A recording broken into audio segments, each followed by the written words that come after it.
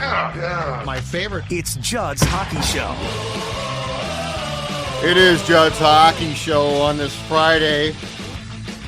Bit of a disappointment last night. A tough OT loss in the final of the Four Nations face-off. The U.S. succumbs to Canada again in a classic game, 3-2. So that's the disappointment. But AJ Fredrickson, the non-disappointment is this tournament lived up to, or exceeded, I should say, everyone, and I believe that's Gary Bettman. I believe that's the players who were begging for this. This tournament exceeded everyone's expectations in every way, shape, and form. I found it to be funny in the postgame, especially with the Canadian players last night. They talked about, it was a quick tournament, that we slapped together. Well, if this was a, slap together willy-nilly thing, then I'd love to see the Olympics next year. But long story short, disappointing ending, not in the game. The game was great. Disappointing ending if you're a U.S. fan, but all of that being said, and we'll get to the fallout, but more importantly, the tournament itself, an absolute home run. And I thought it would be good. I never expected this. Yeah, I think whatever people thought, this doubled or tripled, like, entertainment value-wise. The peak, I think, for a lot of fans, and I would argue that probably even some Canadians would argue that Saturday night's Canada-USA game was better than what they saw last night, despite Canada winning for them. But the hockey was just so good. And last night, my biggest fear, and I think I expressed this to you yesterday in our morning show, which was, if it's a blowout, if it's a non-competitive game, it really puts a damper on this entire tournament. You go out with like this, okay, but the rest of it was fine, but then it just kind of, all right, willy-nilly. Last night was great. It was fantastic hockey. It was back and forth. Canada on the board first. USA responds. They eventually take a 2-1 lead. Sam Bennett ties things up late in the second period. Scoreless third, and it's like, okay, if there was ever a script to write, of course we're going to overtime for USA Canada with this charged environment, this raucous Boston crowd. And I mean, it's not like the US didn't have chances. I mean, the ESPN broadcast, I think, made it a point after the game even to say, look, the Americans were in control of that overtime session up and until basically the 30 seconds before the McDavid goal. But Canada, they played a fantastic game. I don't think the Americans, because of banged up players, were able to play exactly the brand of hockey we saw on Saturday. But they had their chances. Jordan Binnington, and you texted this last night, like that was the Jordan Binnington that Americans all over the country were scared to see. He stood on his head. He robbed multiple times. Brady Tkachuk, Austin Matthews, Jack Eichel, you name it, he stopped it. At the most important time. He might have his name somewhere on like a deed for the property of TD Garden, because that man becomes a different animal when he's in Boston. So credit to him. As much as I doubted him, and I think a lot of the probably country of Canada doubted him as well, it was a fantastic game. Unfortunately for USA, they fall, but I think this only sets the table for the Olympics next year when more countries get involved. And would you rather have, let me ask you this, the Four Nations Cup or an Olympic gold medal? I'll take a gold medal at the end of the day. Oh, well, yeah, just because of the prestige and it's exactly. not. And well, here's my thing too. Now, if you want me to nitpick that statement a little bit, okay, the Olympic gold medal means far more if the Russians play. Big time. So if the Russians aren't allowed to play it, like that's the one thing. Just as a hockey fan, imagine that it's either 5 teams in this tournament or you just replace a team. Now Finland's good now, so that's not a simple call, but I mean if you introduce the Russians, what I found to be amusing about the post-game comments last night was this, we slapped this tournament together, and it's like, you sure did, and y'all played like it was game 7 of the Stanley Cup finals every time, which was great. But yeah, the Binnington, he made some nice saves to go back to the regulation time too. But the Binnington in overtime was nuts. I mean, the U.S., yes, they controlled play. You could make a case they dominated. And without him, Canada probably goes out within the first I mean, that first point blank chance from the slot, I think, was a minute or something in, or a minute and a half in. And then I guess my question is this: McDavid. I don't know I've ever seen such an uneven game from such a good player, because I texted you at one point, was he scratched like he was a non-factor? And then he started to get into the game a little bit more, but it still wasn't impressive by McDavid standards. The game winning goal, though, is, did Austin Matthews lose him? Like, he's standing alone. So Marner gets the puck, and it looks like Matthews sort of takes a step towards Marner, and guys have collapsed on Marner. But now you've got everyone, and I don't care if McDavid is having the greatest night of his career or the worst. And as he said post-game, this was more towards the worst. But how on earth is Connor McDavid standing unimpeded in a game age in which, like a playoff game, there was no time and space? Like, I've never seen such a high-end skilled group of players on both teams eliminate time and space until McDavid is basically standing there without anyone near him in perhaps the most dangerous shooting position in hockey. I'm looking at the goal visualizer on NHL.com right now, and I think you could argue one of two things. One, Adam Fox took a terrible path to get to the corner. He's regressing, dude. He's regressing. Oh my God. A guy who's won the Norris, and now we've been reduced to just international slander. He had a really bad tournament, and I think that's a glaring example as to why the Rangers have been struggling so much this season as well. But looking at the replay of the goal, the puck gets sent down along the wall by Makar. He decides to go from like the slot all the way around the net. And so when you see that says, okay, Austin Matthews, you probably have a better trajectory to who was it? Mitch Marner? Mitch Marner in the corner. That's who made the pass. He probably should have gone after him initially, and then Adam Fox retreats back to the front of the net. Hanifin was tied up on the back post with whoever number 21 for Canada was. I forget what the international numbers. Braden Point, I think. Braden Point. But the other thing there too is you see him take that trajectory. He's not going to come back to the front. So Matthews, you need to be better defensively and stay out front or get in a passing lane. He kind of just went over willy-nilly and was like, okay, I'm going to pressure him, but didn't really have an active stick, didn't position to block anything. So either way, it was a defensive breakdown for the U.S. And that's how hockey is. In overtime, you make one mistake, and all of a sudden, the best player in the world is left all alone in the slot. That's just how it works. He made a point to stand up, and I saw Connor Hellebuck getting ripped for not stopping that. Like, what are we talking about, people? Wait, who ripped him for that? I saw people in the ESPN replies to the highlight. I'm like, what are we? Okay. McJesus from the slot, that shot, and he should. I mean, yeah, it would have been nice, but come on. That's why he was left all alone. I mean, it was a defensive breakdown, but the U.S., I think they probably had chances earlier in the game to capitalize, but they just weren't able to get it done. But really, really good game of hockey. What do you think this does for the narrative of the passing of the torch from a Crosby to a McDavid? Because you have the golden goal in 2010, the Olympics beating the U.S. for the gold medal. This is not the same prestige, but it's an international best on best advertised tournament. McDavid now gets that. Do you think that takes some weight off of hey, you haven't won the cup yet after falling short last season? I personally don't think so. This is a cool add to the trophy case, but I feel like in 5 years, we're going to kind of look back almost like the World Cup of hockey. Canada won that, sure, but I don't think I add that to anybody's Hall of Fame candidacy who was in that tournament. No, and if anything, I think short term it increases pressure, right? Because the dude's playing with Draisaitl. He's on a team that's got some unbelievable high end talent. So I actually think that this increases it.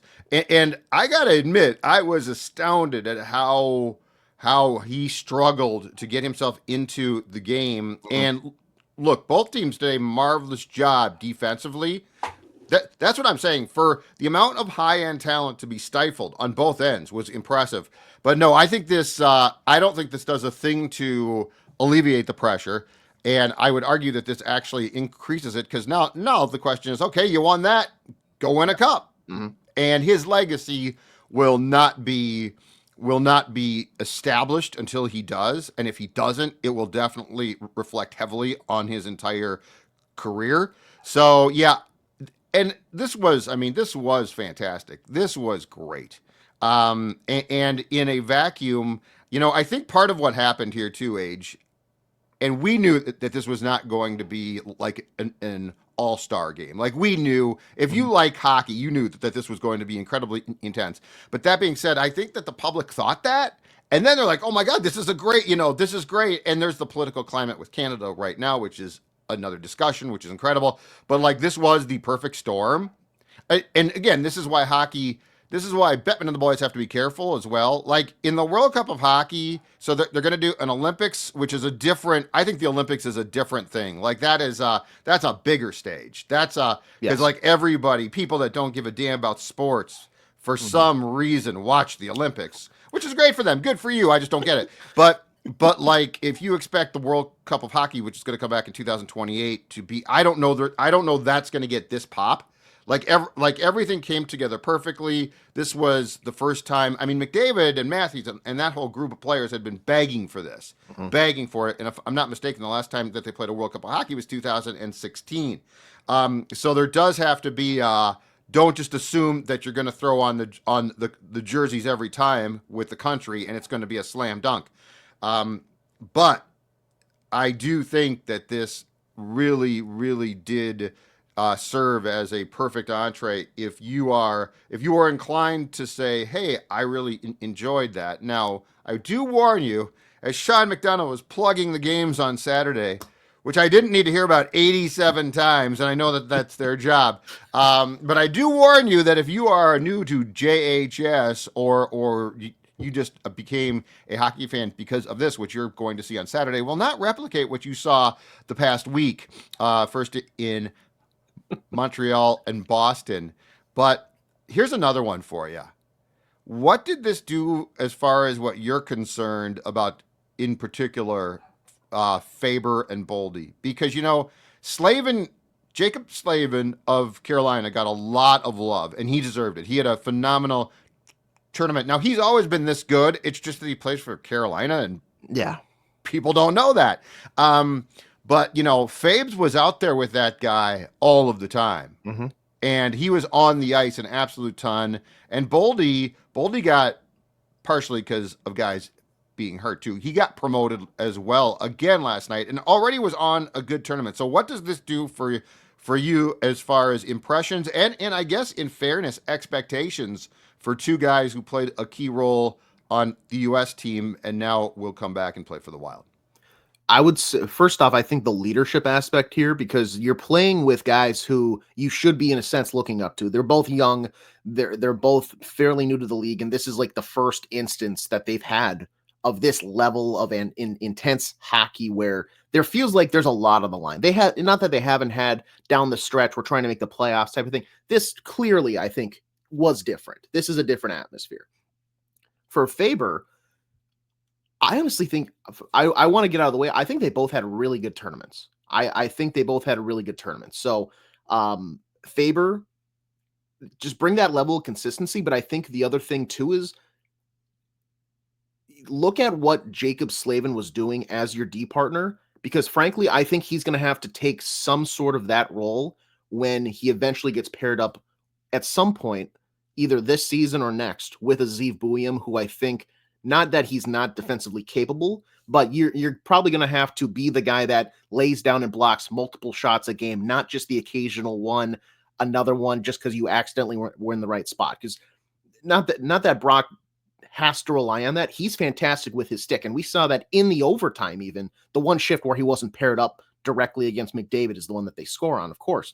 But he had fantastic stick work to break up offensive chances and guys coming into the zone. He took what his game is all about, didn't shy away from it on the biggest stage that he's played in yet, And I think as long as that continues and he can bring some of the leadership aspect, that's the only thing I'm expecting from Brock Faber. I don't know if I really have much else for him. Matt Boldy, he looks the Matt Boldy we saw over the last 2 weeks should be what Wild fans get to see every single night. When he puts on that Minnesota Wild jersey, that is who they should have. We don't need to see, and to your point, what you've been harping on him about for the last couple of weeks since Kirill Kaprizov underwent surgery, which is you don't need to be the skill, dazzle, razzle, dazzle, ESPN top 10 guy. You need to be exactly the brand of hockey that both teams, I think, wanted to play last night and all tournament long, which is we're bigger than you, we're stronger than you, we're faster than you, we're going to put the puck in the net whether you like it or not. How many highlight reel goals did we have this tournament? They're like, in terms of ones you're going to look back on, not many. There was a few, like McDavid against the U.S., the first goal. Yeah, but also that didn't. After that, though, they adjusted and shut that down. Oh yeah, well they put a premium. Both teams did, because it was like the playoffs. They put a premium on defense. That's the thing, is there was not. I don't even think there was an interest from either side in allowing that. Yep. Like the OT in the Thursday championship game, as they talked about on the telecast, was wide open, and guys were shocked because it's like, this is not what we've seen. So yeah, no, there were not. It was a greasy goal series. Yes, and so I need Matt Boldy to take that mindset and bring it back to the Wild. Not I'm going to sit along the perimeter and I'm going to try to like weave my way to the middle. You saw what he did in the first game against what was that? Finland. The game winner. He worked his way to the front. It was a Faber shot that he deflected. He's a talented guy. I think it was the NHL put out a clip of him in like the warm-ups, like juggling the puck on his stick. It was really impressive. I'd never seen him do that before. But he's so talented, but he also was gifted with this size. Put yourself in a position to succeed where you're going to screen the goalie. You already have the stick hand-eye ability to where you can tip the puck. Like, that is where Matt Boldy should be. And eventually when he comes back, I think he should move to the bumper on the Wild power play, move Kirill to that 1T spot that Matt Boldy's been at for a while here now. But that's a conversation for much later. Just bring this level of consistency, because I don't think we got on here after a USA game and said to ourselves, you know what, Matt Boldy didn't look good. Matt Boldy looked like he didn't care. He looked the exact opposite, and I mean that in the most positive way. He looked fantastic all tournament long. Granted, it was only 4 games, and we've seen him go on 4-game heaters for the Wild as well, but there needs to be a level of consistency where I can tell that you care about the game that's happening and not just, we're in Seattle tonight. We've got a back-to-back tomorrow. Maybe I'll just kind of take it easy tonight. Then we'll go. Like, he was trying 100% of the time, yes. And that's exactly what I want. And more importantly, as well, when the playoffs start. Like you literally just played in playoff games. So now you know. Now you know what it takes. And it's hell. Yeah. It is hell. And the thing about the playoffs that's different is this was what? 13 days, 12 days total? Something like that, yeah. Okay. That's 2 months. So can you replicate that style of play? Which is why if you make a deep playoff run, you are probably going to need surgery right after it's done. You're going to have 4 things wrong with you. Like to me, what Boldy learned was, and again, the sample size is the key because it's short. But what Boldy learned was the sacrifice it takes to be great. On Faber, what I would say is what he did, and keep in mind, when the tournament started against Finland, he was on a pairing, I believe it was the second or third, and I think the original expectation was he was going to be a third pairing guy at one point. Yeah. With Hanifin. Didn't start off great. Faber sort of scuffled a little bit. Mike Sullivan, the Pittsburgh coach and the U.S. coach, to his credit, said, okay, I'm going to put you with Slavin, and they got a number 1 pairing that was fantastic, a number 1 pairing. So what I would say Faber learned, because I've never questioned his work. There's never been a time where I've been like, well, he looked like he didn't try or something. That's not a problem with him. But what I would say is, if you sat him down, you would say, Brock, you just learned how great you can be. And he, like, that game of his was at another level that I think he broke through a ceiling. On Boldy, I think it was just, hey, see what happens when you work your ass off and you're willing to take a beating. So I think it's a very different thing because I don't know that Boldy broke through a ceiling. I think it was just because we've been on the show for how long now? 2 years saying, dude, you can play like that. It just takes something. With Faber, I think you went from, I mean, look, on a scale of 1 to 10, I think you went from like a 7 to a 9. And now it's like, you're at the 9 now, dude. And I have no question that you want that every night. But, you know, you defer to no one. Like when it comes to, hell, the league, but certainly on your team, you defer to no one. You're a captain. You're a captain. You are a guy that's, look at this. Adam Fox, who to your point, won a Norris Trophy, right? Yep. Had a rough tournament playing against the best players. Brock Faber was playing 26 minutes a night, something like that. I'm just excited by what I saw from Brock because I think it was a revelation as far as, oh, I thought you were really, really good. You're better than really, really good. And, you know, Brock I think he's a super confident guy. I don't want to say he's not, but I do think that he is a pretty realistic guy. And the realism of how well this kid can play just shot up a lot. Speaking of time on ice, a game leading 28-50 for Mr. Faber last night in that contest. Yeah, he played more than Slave, and I did see that last night. How the hell did that happen? Well, the thing is that Slave and granted, it was only 18 seconds more, but that pairing, those two guys each had 28 and some change, nearly 29 minutes for Brock Faber. Zach Werenski was the next closest U.S. defenseman at 23:07. They were out there for 5 to 6 minutes longer than the next close. That's crazy. How much. I mean, crazy. That showed how good they were together and how much Sullivan and the rest of the coaching staff relied on them. But just, I mean, we've talked about how much of a workhorse he is. The other takeaway, and you've already kind of alluded to this as well, for both of them is seeing up close, even in this, I'm going to say, made up tournament that I think like after a while is going to lose its luster. Like I said, a couple years from now, who cares? But they saw both Kachucks. They saw Charlie McAvoy playing through injuries that I'm sure we're going to see a lot more of and learn a lot more of for this tournament. And you're going to have to do that. There's not going to be I took a puck off the side of my foot and it's a little sore today, but I can walk fine. I think I should probably sit out in game 2, be ready for game 3 when we come back home. No. You're going to tape that thing up. You're going to ice it so it's numb and you're going to slide it in that Bauer skate of yours and you're going to get out there and play. Like Matthew Tkachuk played through a fractured sternum in the Stanley Cup playoffs last year. Now they saw that up close and personal. They've now established some sort of repertoire with these guys' relationship, and they're going to say, okay, that's what they had to do when we were on this team. We're going to have to do this for the Wild, and we're going to have to just tough things out. That learning experience, I think, is going to be massive because for two guys who are young and maybe haven't gotten that playoff experience yet, this was about as good of a real life simulation as you could without actually being in the playoffs. So this was a Stanley Cup Finals. Yes. Like last night, a great Stanley Cup Final 101. This is how you have to play. I agree completely. Yeah. The two Canadian games are the Stanley Cup Finals. Like you were in a great room as far as the chemistry went. Like the amount of things that you can, if you want to bring them back here, it's going to be great. It's going to be incredible. And I do think that we definitely saw a level of both of their games that was absolutely fantastic. I would say with John Hines on the coaching staff, for a guy that hasn't had a lot of playoff success as a head coach. True. Yeah. That sort of stuff, being there, granted, he was the assistant, but being there as the right-hand guy for the head coach, that probably does a little bit too, because you're seeing on the fly, like how quickly are we reacting? He's already a reactionary coach, but it felt like Sullivan was very quick on the draw to say, you know what, that's clearly not working after 2 shifts. Let's switch it up.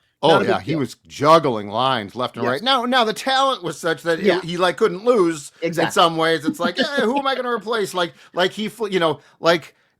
the Kachucks to start the game with Eichel, who got put at center, I think, in like the first game with the Kachucks. And then it's like, this isn't going as well. What should I do? Oh, Austin Matthews, come on down. You replace Eichel. Eichel, go to the second line. Hey, tell us about our friends at Swing Lab, AJ. Yeah, our friends at Swing Labs, they have this fantastic new program, Judd, calling the Taste of the Game. They're introducing a Taste of the Game at Swing Lab Performance Golf, and this bi-weekly instruction-based workshop, it's inviting lady golf enthusiasts. So any ladies watching or guys, it makes the perfect gift to interact and learn about the game that we all love with distinctive twists. That PGA certified instructors are going to be programming each player's like lessons to help them discover clarity, success, style, just work out either the minor or major kinks in your game. And Swing Lab is ensured to improve play while making it feel fun and enjoyable for this entire experience. So ladies that are part of this program will enjoy 2 glasses of wine and instruction per session. Groups up to 4 will receive a discounted code. You give them a call at 763-453-5892 for more information. And for the fellas out there that want to work on their game as well, they also offer individual lessons along with group lessons from 2 to 4 people. You can sign up now, go online for more information to swinglabperformancegolf.com or give them a call in 763-453-5892 or stop by them over in Lakeville. That's Swing Lab Performance Golf. So now to 2 more things. Not once but twice last night on the telecast. And I don't think Boldy and Faber are involved, which is the good news. But it was reported that there were multiple guys on both teams playing hurt, and that when the season resumes, the real one on Saturday, that there would be multiple guys who probably couldn't play.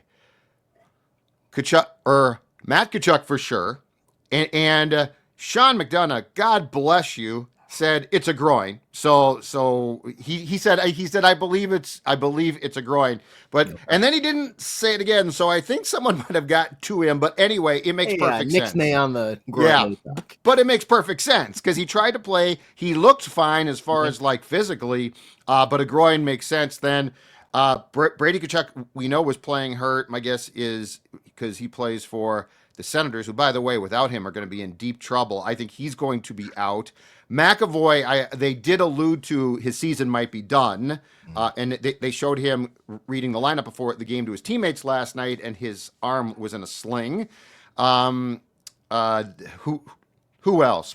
We've got more. Team Canada, Theodore, right? Shea Theodore, yes. Yeah, somebody, was it McDonough or no, Ferraro, who, by the way, of all of the faults, Ray Ferraro on the analysis is unbelievable. I think he is fantastic. He's fantastic. And I think I appreciate that this is not going to mean anything to you, but the younger audience is probably somewhat familiar because he was the complimentary voice on some of the NHL games for a while when they kind of a commentary switch up. So they're already kind of familiar with him. But I think outside of that, like to have him, like he was a good player. I think arguably you could argue he's an even better broadcaster because he knows the game so well. I saw him play. He's a better broadcaster. He was a really hard-nosed player, but he's a star broadcaster. I'm looking at some of so Brady Tkachuk was day to day. I'm just looking at the last updated stuff from Daily Face-Off here. They also had Josh Morrissey was day to day, so he might have been playing hurt. He got sick too. He sat out last night with a sickness. Well, that's a good point. Yeah, I do think sick. Well, I do believe that there was a stomach bug that ran through the entire tournament, which was sort of weird. But I do think that certain guys were said to be sick. So Ferraro, though, to go back to that, he said he was talking to Theodore, and his wrist is now in a cast, and it sounds like he's going to be done for quite some time, which is going to be a huge impact on the Golden Knights. So if we go through this entire list, come Saturday, we're going to have a bunch of guys out. And so that's the price. That's the price that you pay. And again, I don't know that anybody expected like this. In some ways, I think was more intense than the Olympics have been. The Olympics by their nature aren't this physical. Like this tournament was physical. This was hell at times. It was great to watch. But I do think more guys got hurt because of that. Heck, you saw guys blocking pucks last night. One thing I question is this. So Kyle Connor was supposedly scratched last night of the Jets for Chris Kreider, who hadn't played much and played spotty last night. Like he'd sit for a long time and then he might get a shift or two. Mm-hmm. And I wonder if Kyle Connor was scratched or if he's hurt as well, because that was a very weird scratch. Like that dude can just snipe. Yeah. Chris Kreider's at a point now where he doesn't, he's still good. He's an effective player, but he's not a sniper. So there's going to be a lot of guys now coming back that aren't going to play, which is going to have a major impact on the season. So that's my next step is because if Brady Tkachuk is hurt and out for a while, now he's crazy, so he probably will try and play.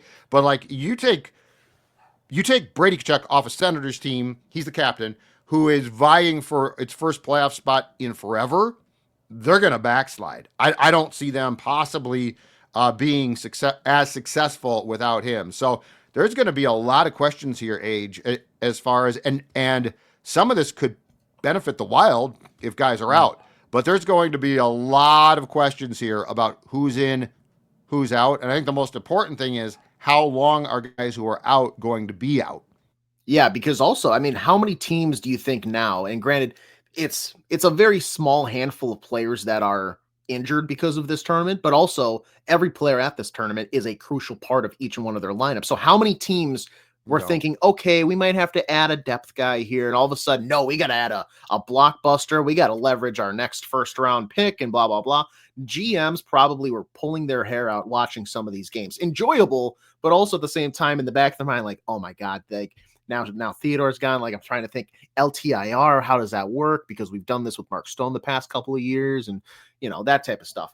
But yeah, the Wild come away relatively unscathed. I would still like to hear whatever kind of flu illness Philip Gustafson had, and hopefully he's recovered and it was nothing more serious than that. But Bill Guerin, to his credit, for the amount of guys that the Wild, I'm going to say, sacrificed to this international tournament, they came away as one of the better teams. Like Columbus, for a season they've had, I think the only player they had here was Zach Werenski, and he will be fine going back to a very well-rested Columbus Blue Jackets team for the second half of this season. The trade deadline is going to be bonkers because we've had a couple of very big trades heading up to this point, but I think having something like this just it kind of throws things off the rails. A lot of teams probably had a set plan. They know, the Wild expect Kirill Kaprizov to be back here in a few weeks, but if Brock Faber had, God forbid, gotten hurt during this tournament, all of a sudden it's like, well, now we have to add, actually, if it's a Fender, they probably just call up Juracek. So what am I talking about there? But if they had Matt Boldy, all of a sudden, okay, instead of a bottom six winger, we have to probably make a stab at like a middle to top six type of guy. So, or you bail. Or yeah, I mean, some teams might bail now. If you're the Senators, now you're just relying on basically like Shane Pinto and Tim Stützle to carry you. And I like them both, but the point is like I'm not going to go make a major trade if Brady Tkachuk's out, and I think he might miss some time. I'm guessing it's not extended. Matthew Tkachuk's a big question because you can't, as he's displayed, you can't just play through a groin. It's not like a foot that's hurt, right? It's not like something where it's like I can tape it up. A groin is you just can't skate. And so like the Panthers are still good, don't get me wrong, but they were impacted by the cap. They lost some players, and if Matthew Tkachuk's out for an extended time now, that changes their trajectory a bit. And I don't know that you go try to make a big trade or you try and wait till he comes back. But there's just going to be a lot of interesting dominoes to fall because of this tournament that were not going to be in play without it. Would you, if you were a Panthers fan, of somebody who covered the Florida Panthers, I think if this was the Olympics and you played your butt off and you got hurt, I could understand it. Playing through an obvious injury, I can understand it because it's the Olympics. For this tournament, if I was and people might disagree, and that's totally fine because this is a take that just came to my head right now. I think I'd be a little upset about it, if that makes sense. Especially like you sat out the other night for sure, and I get that against Sweden in a meaningless game. But last night you didn't play the entire third period, and I want to say overtime. You clearly have an injury.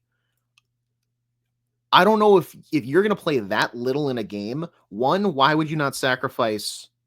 And granted, I think to an extent, like an 80% Matthew Tkachuk is better than 100% Chris Kreider. I think there's an argument there. But if you're a Panthers fan, you're probably sitting there thinking, "What? We have so many games left to play. We're trying to defend the Stanley Cup. Can you think about us for a second?" Even though on the broadcast he totally forgot that the Panthers had games coming up this Saturday.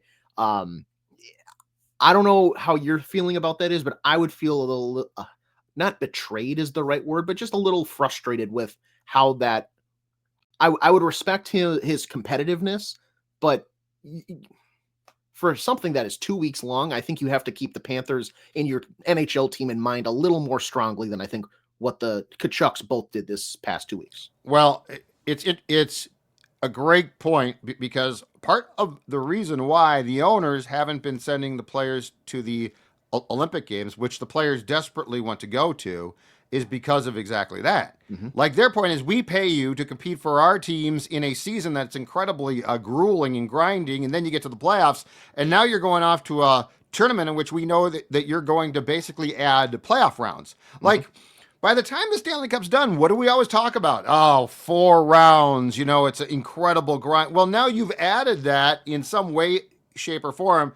The Olympics, it's more teams. So the owners haven't sent them in part, and it's been a negotiating tool in the CBAs because of that, because of the fact that they're concerned, guys do get hurt. So in a tournament like this, I don't think anybody saw it being like this too. I would argue again, it was more physical, not competitive.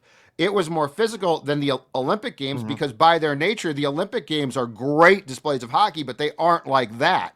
And so, if I'm a GM, it's a source of consternation. If I'm an owner, I'm probably pissed off, but then they're going to come back and say, but look at what it did for the sport, which I think you could have a long talk about. In fact, the last thing that I want to get into relates to that, but I think that you could have a long talk about it because this is hockey like if you could offer this hockey every night of the season, oh, okay, awesome, let's go. Yeah. But you can't. And a lot of people that enjoyed this are now going to tune in on Saturday and be like, oh, okay. John who? I'm going to go watch the NBA because the guy just dumped the puck in and then he didn't even chase it.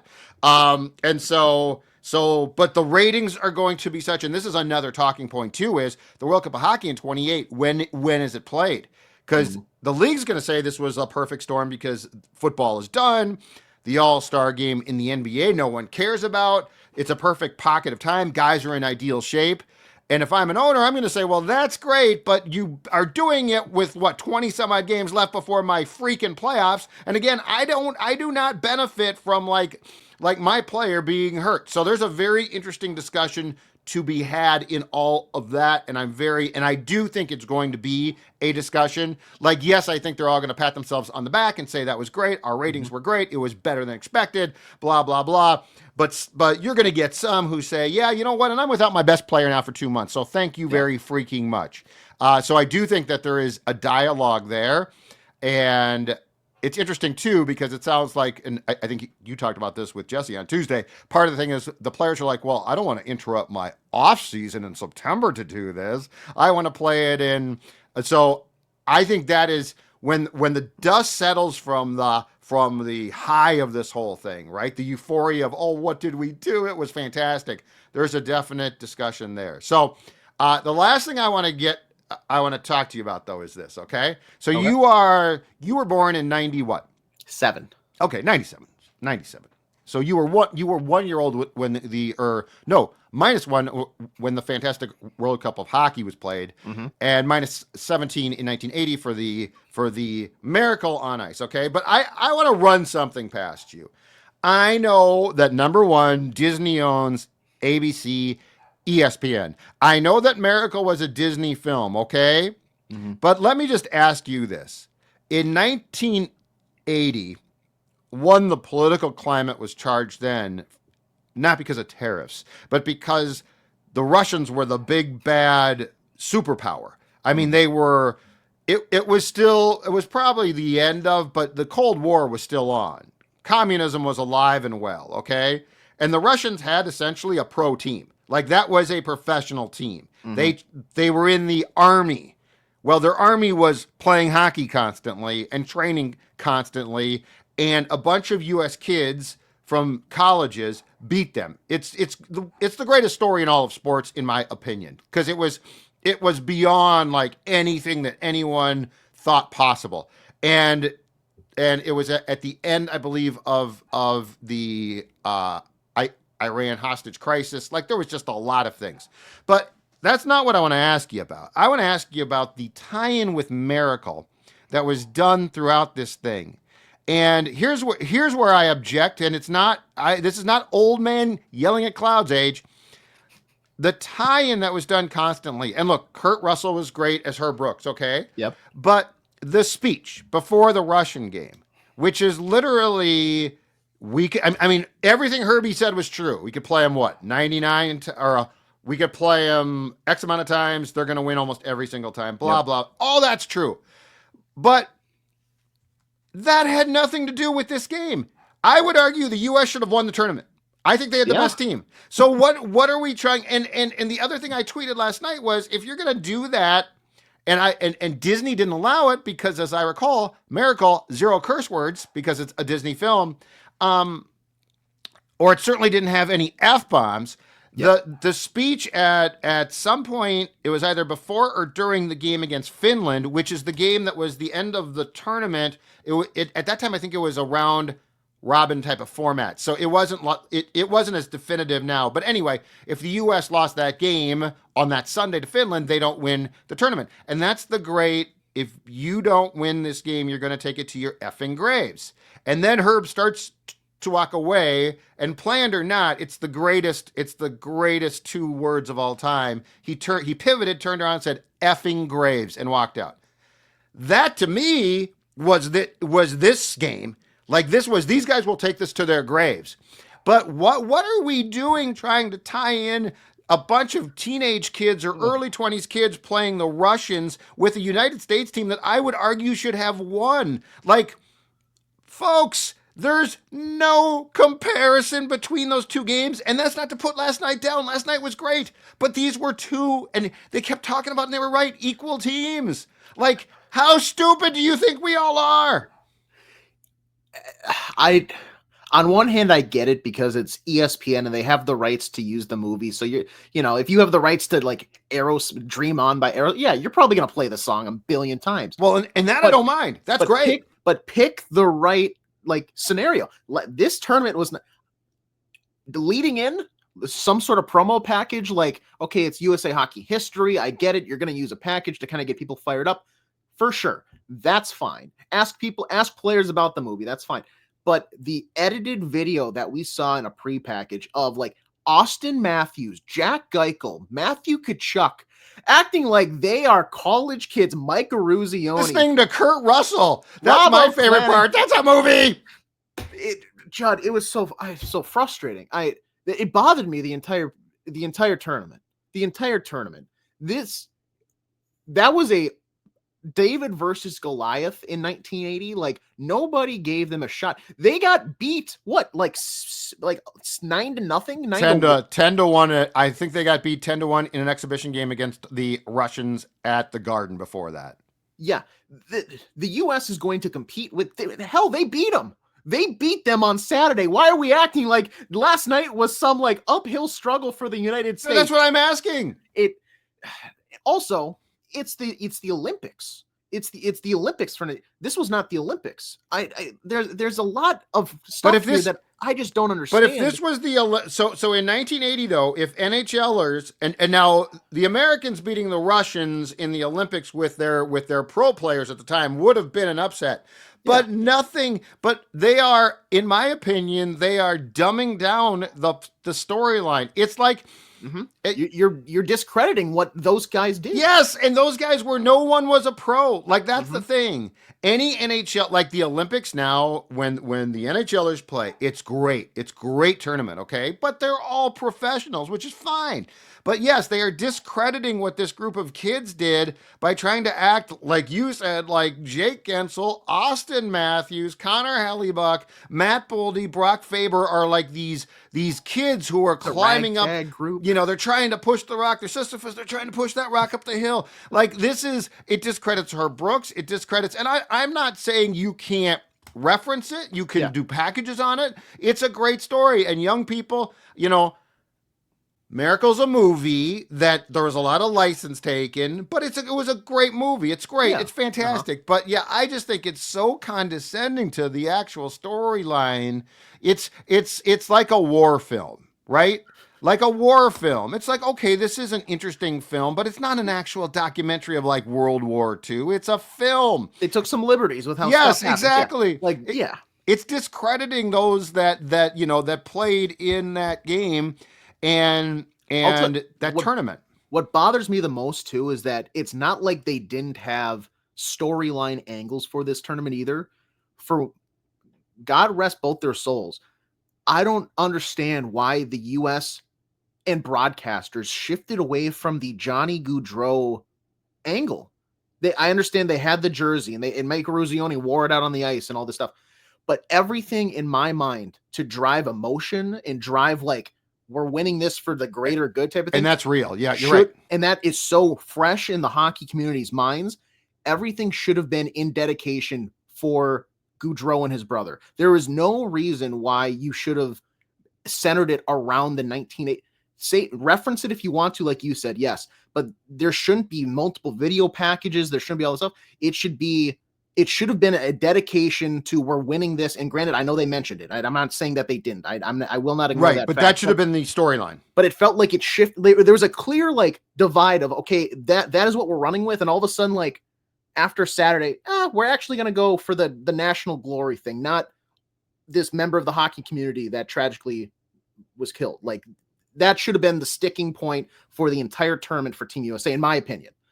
Oh yeah, no, I think what happened here was I think that especially when it was the ABC ESPN package, I think they have the rights to Miracle and they want people to watch it, and so they were trying to drive people. But no, you're right, because the Gaudreau line was the most organic. It's real. It's now, and I mean, these guys all knew him. Like there was nothing phony about that, and they clearly, I don't know if they grew tired of it.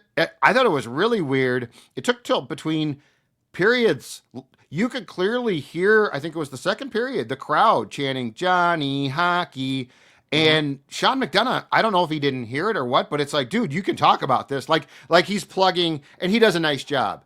I don't know he's the voice of the league. He does a nice job. But he's talking about the games coming up. He was clearly well prepped. In fact, at one point, I'm like, you don't need to tell backstories, dude. Let the game just play out. Let Ferraro talk. I don't need backstories. You're not filling on it. It's not an arbitrary Sunday in Pittsburgh.